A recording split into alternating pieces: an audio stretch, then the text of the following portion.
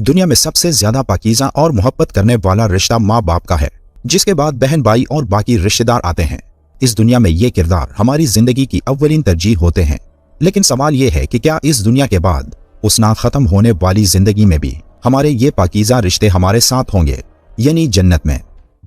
यकीनन ये सवाल आप में से भी बहुत से दोस्तों के जहनों में भी आया होगा कि पूरी दुनिया से ज्यादा मोहब्बत करने वाली माँ क्या जन्नत में भी उनके साथ होगी? अहादीस में है कि मरने के बाद जब रूह इल्लियीन में पहुंचती है तो वहां की रूहें उससे मिलने आती हैं और अपने रिश्तेदारों के बारे में मालूम करती हैं।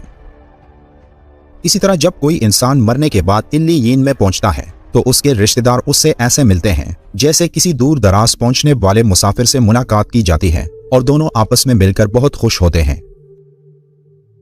सूरह ज़ुख़रुफ़ में है, ए मेरे बंदो, आज तुम पर ना कोई खौफ तारी होगा और ना तुम गमगीन होगे। मेरे वो बंदे जो हमारी आयतों पर ईमान लाए थे और फर्माबरदार रहे थे, तुम भी और तुम्हारी बीवियां भी खुशी से चमकते चेहरों के साथ जन्नत में दाखिल हो जाओ। उनके आगे सोने के प्याले और गिलास गर्दिश में लाए जाएंगे और उस जन्नत में हर वो चीज होगी जिसकी दिलों को ख्वाहिश होगी और जिससे आंखों को लज्जत हासिल होगी। उनसे कहा जाएगा कि इस जन्नत में तुम हमेशा रहोगे। इन आयात से मालूम होता है कि जन्नती मियाँ बीवी एक साथ ही जन्नत में दाखिल होंगे और वहां एक साथ रखे जाएंगे और उस जन्नत में उन्हें हर वो चीज मिलेगी जिसकी वो ख्वाहिश करेंगे।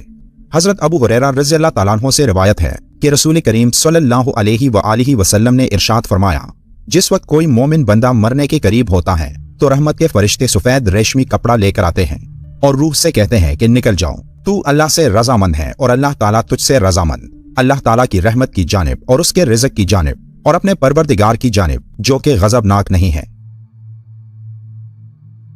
फिर वो रूह उस तरह मुअत्तर हालत में निकल जाती है जिस तरह से उम्दा खुशबूदार मुश्क, और फरिश्ते हाथ दर हाथ उसे उठाते हुए आसमान के दरवाजों पर ले जाते हैं। तो आसमान वाले फरिश्ते कहते हैं, क्या उम्दा खुशबू है जो कि जमीन से आई है। फिर उसको अहले ईमान की अरवाह के पास लाते हैं तो वो अरवाह खुश होती हैं, उससे ज्यादा जो कि तुमको किसी बिछड़े हुए शख्स की आमद से होती है। फिर वो पहले से मौजूद मोमिनीन उस आने वाले से दरियाफ्त करते हैं कि फला आदमी ने क्या किया और फला आदमी का क्या हुआ, यानी जिस शख्स को वो लोग दुनिया में छोड़कर गए थे अब वो किस तरह के काम में मशगूल हैं।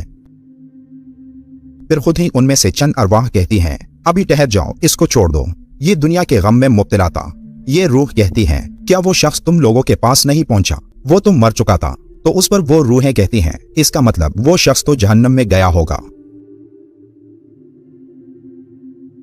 आप सल्लल्लाहु अलैहि वसल्लम ने इरशाद फरमाया कि तुम्हारे आमाल तुम्हारे उन रिश्तेदारों और खानदान वालों के सामने जो आखिरत यानी आलम बरज़ख में हैं पेश किए जाते हैं। अगर नेक अमल हो तो वो खुश होते हैं और कहते हैं कि ए अल्लाह, आपका फजल और रहमत है, बस अपनी ये नेमत उस पर पूरी कीजिए और उसी पर उसको मौत दीजिए। और उन पर गुनाहगार शख्स का अमल भी पेश होता है तो कहते हैं कि ए अल्लाह, इसके दिल में नेकी डाल दे जो तेरी रजा और कुर्ब का सबब हो जाए।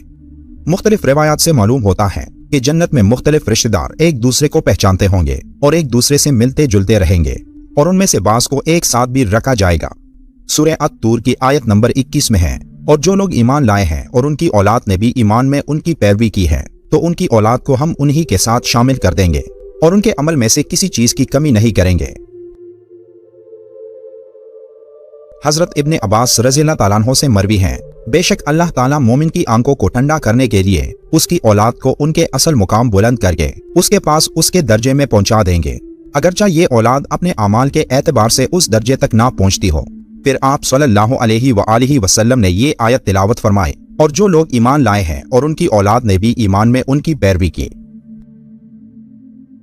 इससे मालूम होता है कि इंसानों की औलाद को उनकी ख्वाहिश के मुताबिक उनके वालिदैन के साथ ही रखा जाएगा। जो लोग जन्नत में जाएंगे तो यकीनन ये वो लोग होंगे जिन्होंने इस दुनिया में नेक अमाल किए होंगे, और ऐसे भी लोग होंगे जिन्होंने गुनाह किया हो लेकिन उस गुनाह पर शर्मिंदा होकर अल्लाह से मुआफी मांगी हो, तो अल्लाह ताला उनको मुआफ फरमाकर जन्नत में दाखिल करेगा, जहां अल्लाह उनकी हर ख्वाहिश पूरी करेगा, जिसमें से एक ख्वाहिश ये भी होगी कि दुनिया में उसके सारे बद अमाल उससे बुला दिए जाएं, क्योंकि जन्नत अमन और सुकून की जगह होगी जहां मनफी ख्यालात और गम गुस्से की कोई जगह नहीं होगी। जैसे कि सूरह अल बकरा की आयत नंबर 25 में है, और जो लोग ईमान लाए और नेक अमल करते रहे उनको खुशखबरी सुना दो कि उनके लिए नेमत के बाग हैं जिनके नीचे नहरें बह रही हैं। जब उन्हें उनमें से किसी किस्म का मेवा खाने को दिया जाए تو کہیں گے کہ یہ تو وہی ہے جو ہم کو پہلے دیا گیا تھا، اور ان کو ایک دوسرے کے ہم شکل میوے دیے جائیں گے، اور وہاں ان کے لیے پاک بیویاں ہوں گی، اور وہ بہشتوں میں ہمیشہ رہیں گے۔ ایک اور حدیث میں ہے کہ رسول اللہ صلی اللہ علیہ وآلہ وسلم نے فرمایا، جب اہل جنت جنت میں داخل ہوں گے تو ان میں سے کسی کو اپنے بھائیوں اور رشتہ داروں سے ملنے کی خواہش ہوگی، تو اس کا بستر اسے اٹھا کر ان کے بستروں کے برابر پہنچا دے گا، اور پھر دونوں تکیہ لگا کر دنیا میں بیتے ہوئے دنوں کے بارے میں باتیں کرنے لگیں گے۔ ان میں سے ایک اپنے ساتھی سے کہے گا کہ اے فلاں، تمہیں یاد ہے کہ اللہ نے فلاں دن اور فلاں فلاں جگہ پر ہماری مغفرت فرمائی تھی، اس طرح کہ ہم نے اللہ سے دعا کی تھی اور اللہ نے ہمیں مغفرت کا پروانہ عطا فرما دیا تھا۔